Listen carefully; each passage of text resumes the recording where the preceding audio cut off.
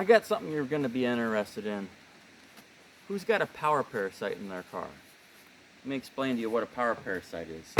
Something in your vehicle, after you shut it off, whether you use it every day, once a week, or maybe it's just during the summer.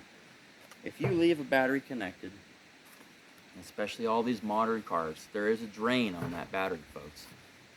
These modern vehicles have an ECM, an alarm system, TCM, transmission control module. All these things stay alive when they're not being used, which means they use power. And if you haven't got a brand spanking new battery, but you've got a good battery that's not tip-top, it'll put the hurt on that. And when you go to use it, you've got nothing. Maybe it just starts clicking, or you can't figure it out and you think it's a bad battery.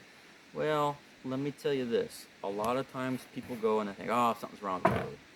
9 times out of 10, 8 times out of 10, something is probably staying on in your vehicle. You've got a power parasite. Even if you've got a battery that's 4 or 5 years old that's been fine, you want to have it checked, and have it checked by a load test. Do a voltage test on it as well. But I can almost bet you've got a power drain in your vehicle. There are ways of fixing that. There's ways of checking that. But you're going to spend a lot of time and a lot of money trying to figure out if you've got a drain. You'll have to take it to a shop and they'll have to diagnose it. And folks, electrical diagnosis, especially if somebody doesn't know what they're doing, it takes a long time. They may not even get to you the first week. They might get to it for another week. Then all of a sudden it takes a week to diagnose. You're stuck with a bill. Forget it. Especially if it's a vehicle you don't drive all the time. Maybe it's the kid's car. Maybe it's just a hot rod you bring out in the summer. No more of that.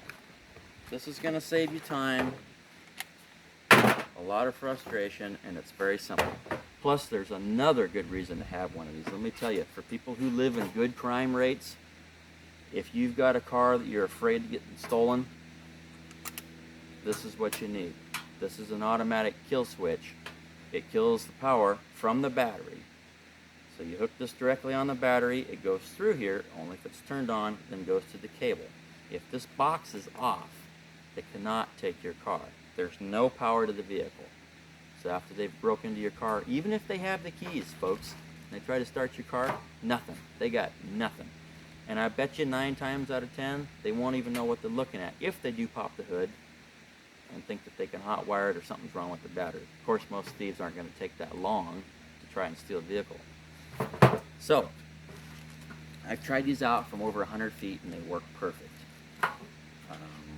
I have no complaints about this box. This box will take 500 continuous amps. It means you can run 500 amps continuously through it, which most vehicles would not take that kind of power consumption, even if something was wrong.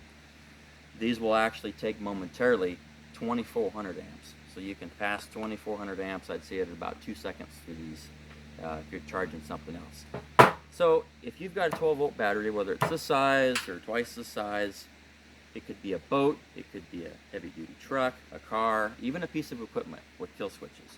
Now, we all know kill switches. We've seen them under hoods, we've seen them on battery boxes, on the pieces of equipment.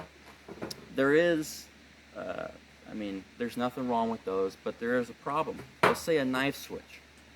You've got a switch underneath the hood of your hot rod. Well, you got to get in the car, unlock it, pop the hood, get under there, close the actual knife switch, close the hood, get back in the car. Another scenario, a newer vehicle.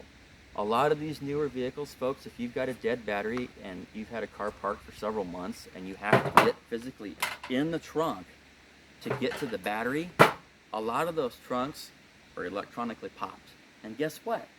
If you don't have any battery power to your car and the battery's completely dead, how are you going to pop your trunk?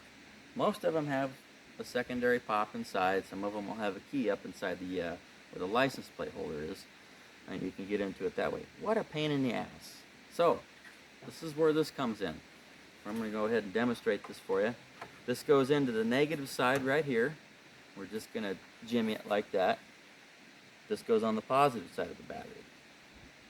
We'll go ahead and plug this in here. On, off, on, off. Very simple.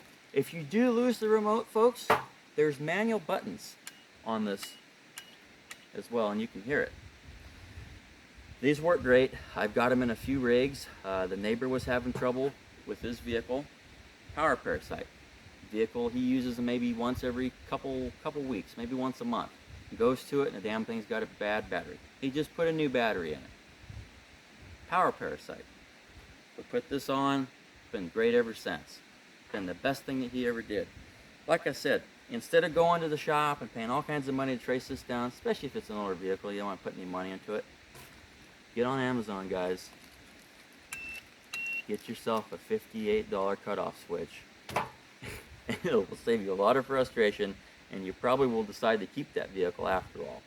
This is one of the best things you can do, especially for security. If you live in a high crime area, you gotta have one of those. Here's another example.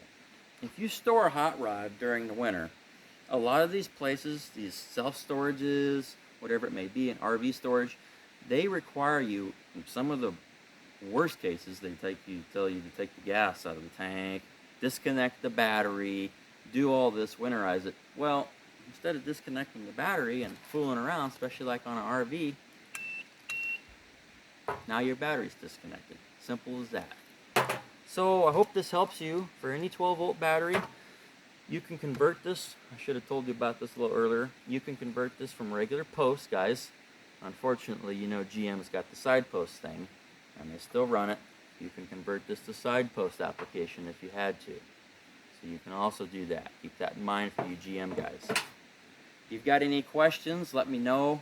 I'd be happy to answer them. I'm telling you, you're missing out.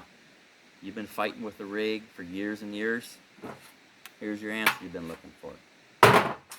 We'll talk to you later. Have a good one.